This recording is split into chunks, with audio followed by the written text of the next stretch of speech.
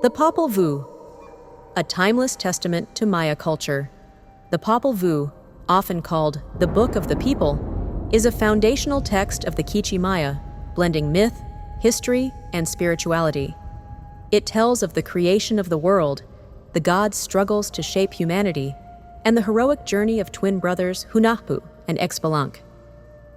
More than just a story, the Popol Vuh reflects the Maya's deep understanding of the universe, emphasizing the cycles of life, death, and renewal, and humanity's place within this cosmic balance.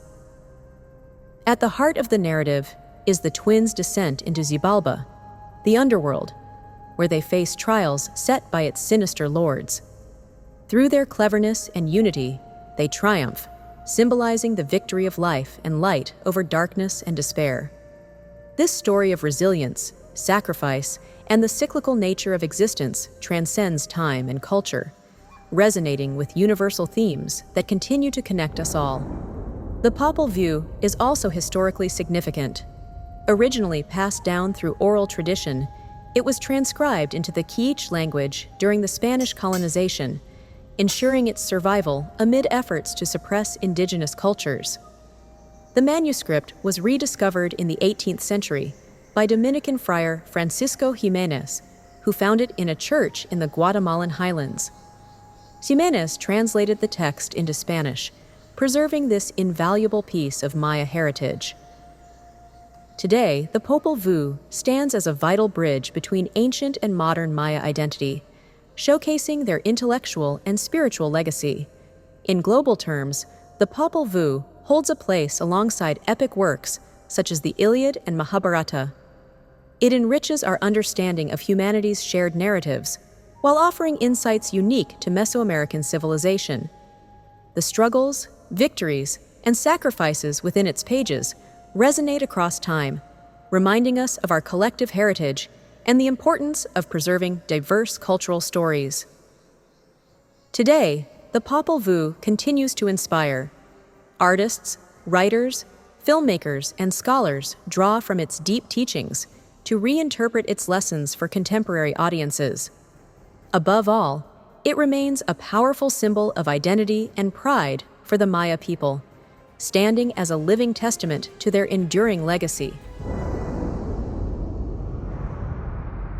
Balam House presents The Popol Vuh and the Lords of Xbalanque, short film adaptation by Roberto Morales.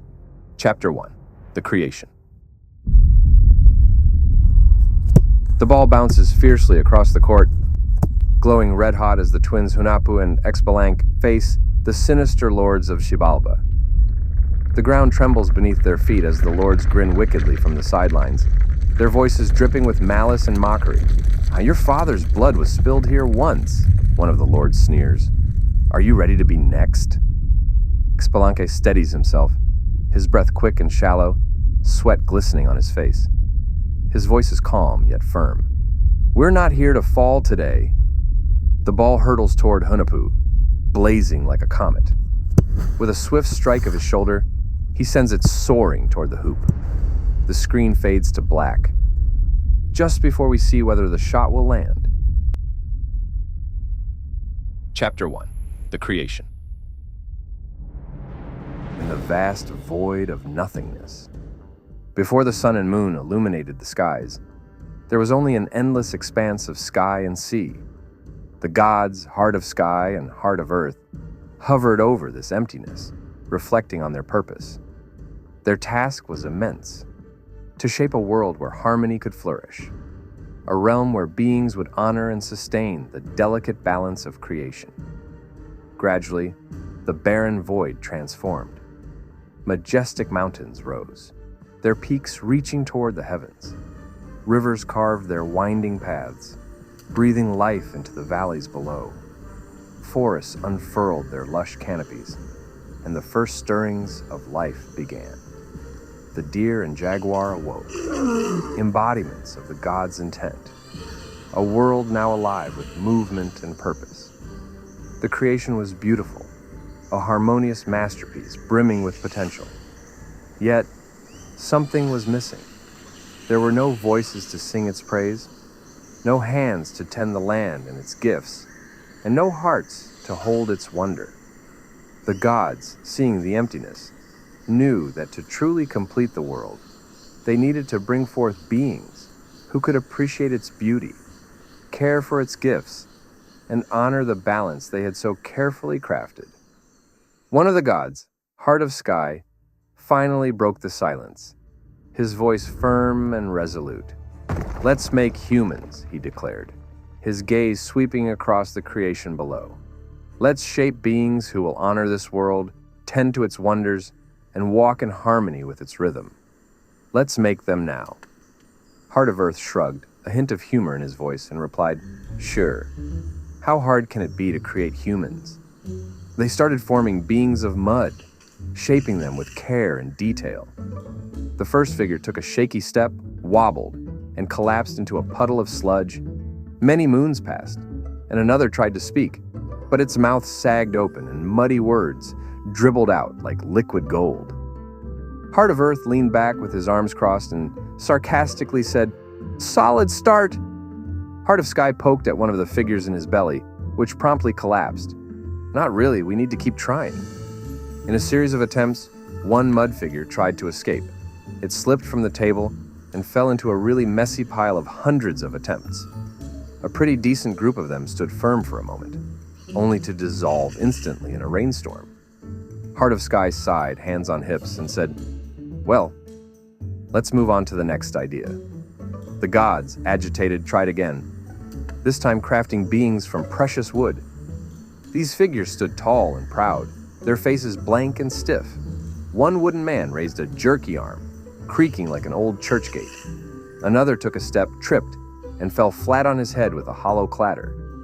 Heart of Earth tilted his head, raised his eyebrow, and said doubtfully, "At least this one doesn't melt." The gods grew concerned, realizing the wooden beings they had created were lifeless, devoid of souls, voices, or the ability to think or feel. Despite their physical strength, they moved aimlessly, like puppets without purpose or consciousness. Unable to honor the gods or care for the world, they failed to fulfill their divine purpose. Heart of Sky sighed deeply, a look of frustration on his face as he dramatically threw his hands into the air. "Well, this is a disaster.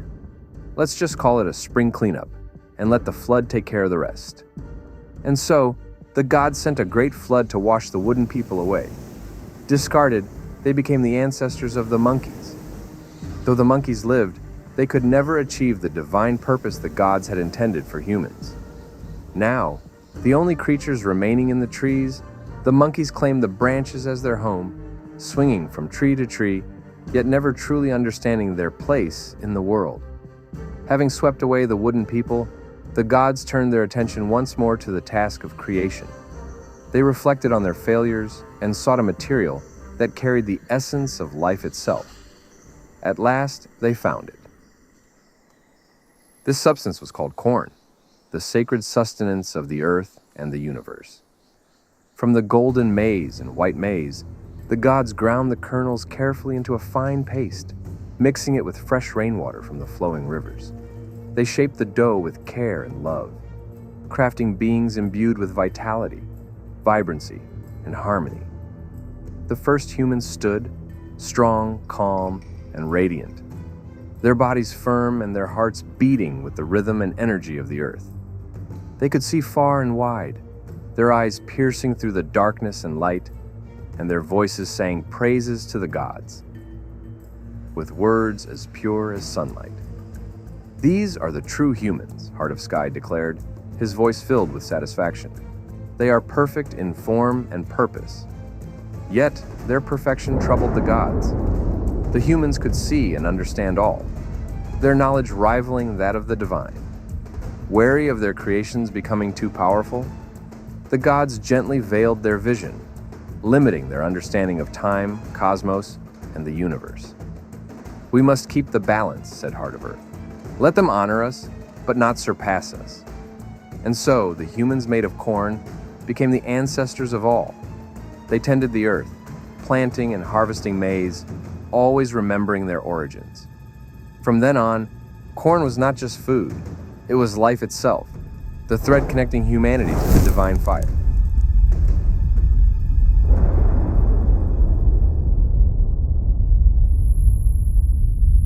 Chapter 2. The Lords of Xibalba. From a spark of fire, the twins Hunahpu the hunter and Xbalanque the jaguar stand at the entrance of the underworld's cave, determined to avenge the deaths of their father, Hunahpu, and their uncle, Hunahpu. This realm, known as Xibalba, derived from the Quiche Mayan word, meaning place of fear, is a shadowy domain steeped in trials and death. It is a foreboding labyrinth, ruled by the sinister lords of Xibalba, who delight in tormenting those who dare to enter.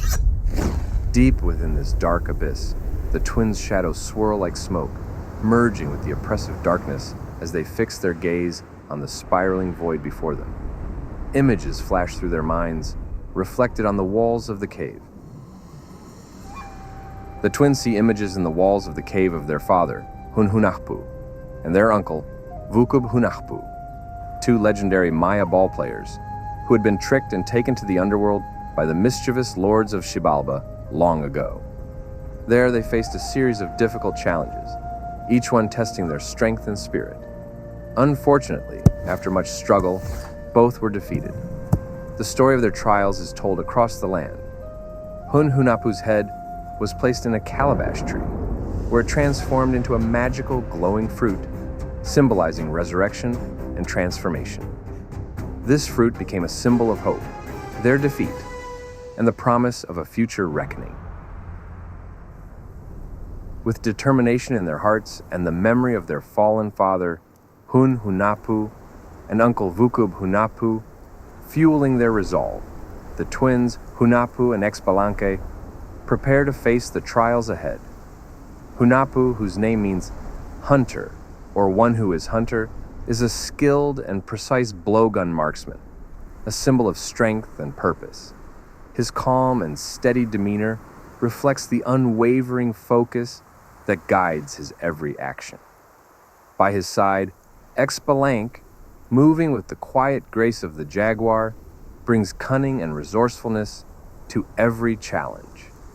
His name, derived from Balam, meaning jaguar or jaguar's son, reflects the power and stealth of the jaguar, also associated with the night and the underworld. Together, they embody a perfect balance. The twins' journey to Xibalba is more than a quest for vengeance. It's the beginning of a greater destiny. The stories of their father's bravery, strength, and sacrifice fuel their resolve. Into the abyss, the hero twins' trials begin. Each step they take carries the weight of their family's honor. With unwavering determination, they aim to bring light to the darkness and free their world from the sinister rule of the lords of Xibalba. As they enter a pitch-black chamber, the air is thick and chilling, and eerie whispers echo from the shadows, warning of the dangers ahead.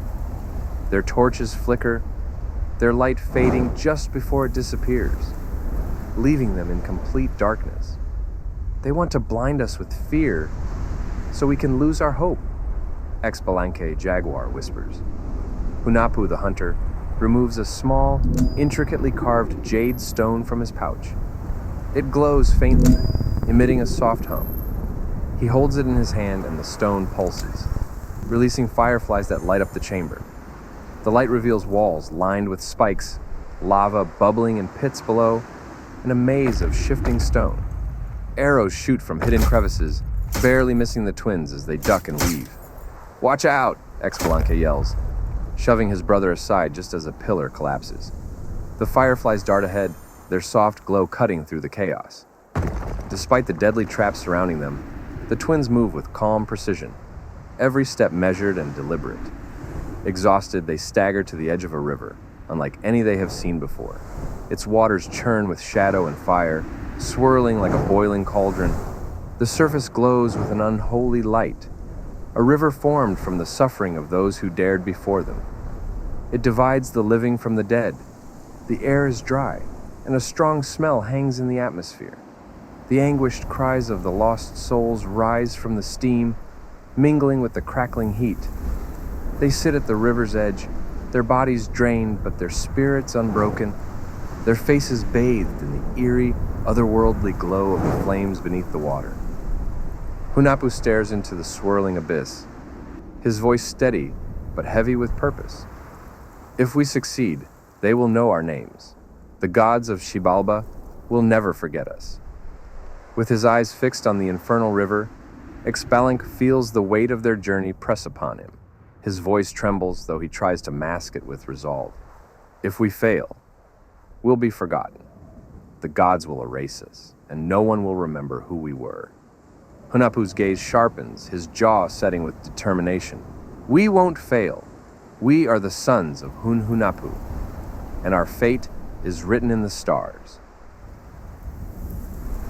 The twins stood at the edge of the twisted blood river, its lava waters glowing ominously.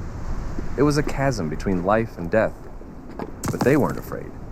With fierce determination, Hunahpu and Xbalanque ran, their feet striking shifting lava rocks that seemed to appear just in time.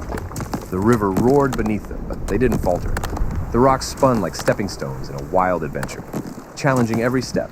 They leaped from stone to stone, balance teetering, but their love and courage kept them strong.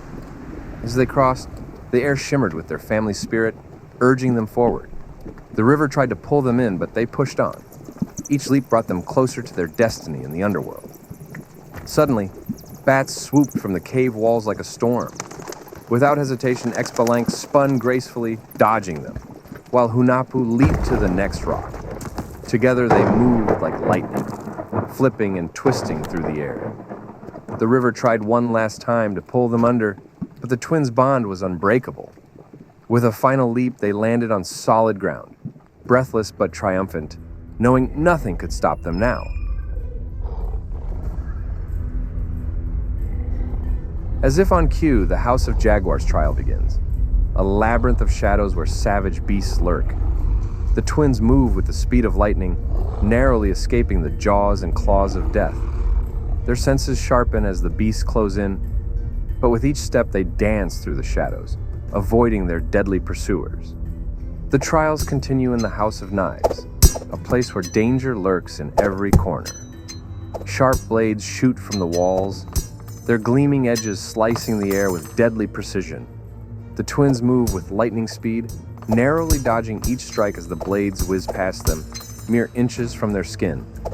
Every step is calculated, their senses heightened, as they weave through the deadly maze of razor-sharp traps, relying on their agility to survive this perilous trial. With unwavering courage and determination, the surviving twin confronts the deadly knives and continues their journey. Emerging victorious, the twins press on and reach the House of Cold, where the air is thick with biting frost and the freezing winds threaten to paralyze them with each step. Their bodies grow stiff and slow, but they press on, determined to survive. In a desperate move, they collapse, feigning death in hopes of deceiving the lords of Xibalba, who lurk in the shadows. The lords, believing the twins are defeated, leave the cold chamber, granting them a brief moment of respite. As the danger passes, the twins stir, shaking off the chill as if emerging from an iceberg. They huddle together for warmth, their bodies pressed close to fight the biting cold. With determination, they stoke a small fire between them, its warmth flickering brightly, creating an illusion of defeat. The flames dance, fooling the lords into thinking they have truly fallen. When the lords return, they find the twins seemingly lifeless.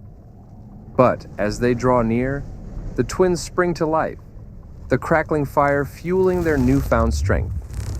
They have outsmarted the lords, passing the trial with cleverness and resilience.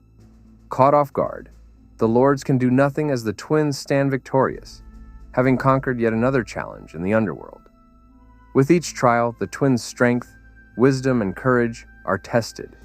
But with each victory, their bond grows stronger, and they become more resolute.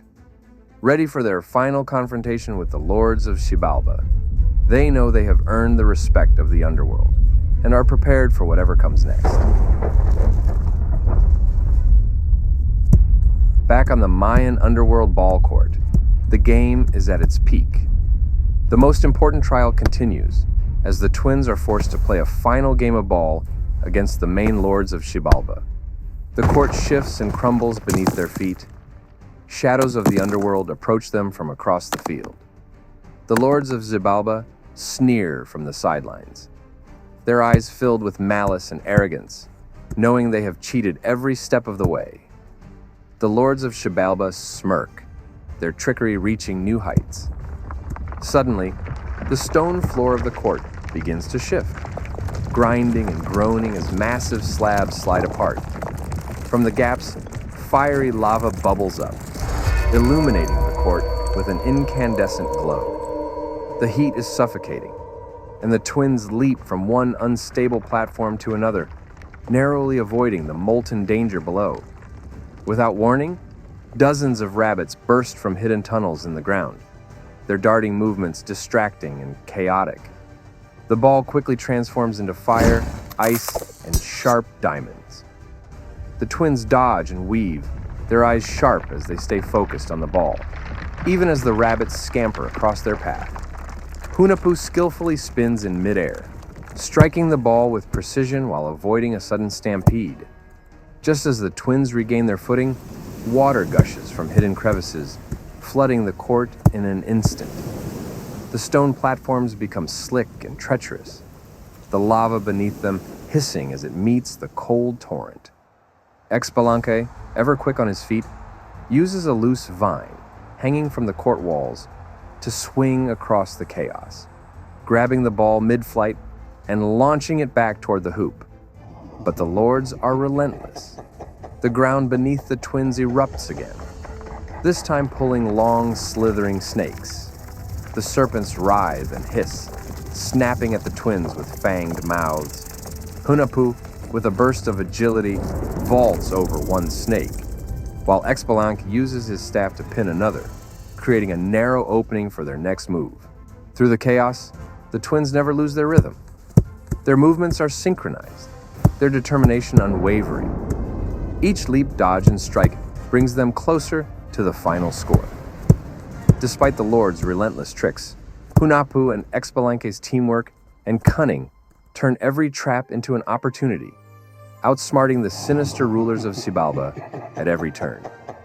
The court trembles, the fiery glow intensifies as the ball spirals toward the hoop.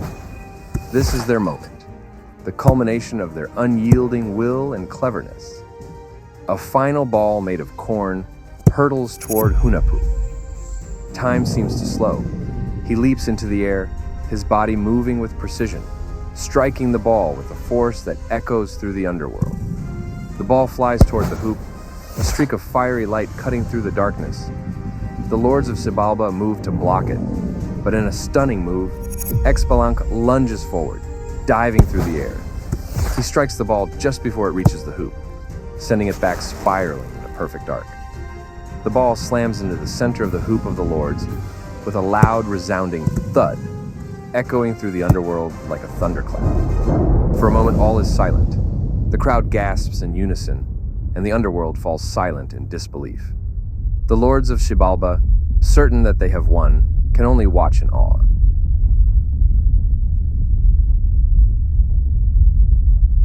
Suddenly, a cheer rises. It's the final score, sealing the game. Now, with the game over, the twins stand, their faces a mix of triumph and solemnity. They do not celebrate their victory. The lords of Xibalba, furious at their defeat, glare at the twins, but there's nothing they can do. The twins have outsmarted them, and the balance of the underworld has shifted. The air grows heavy, as if the gods themselves are watching.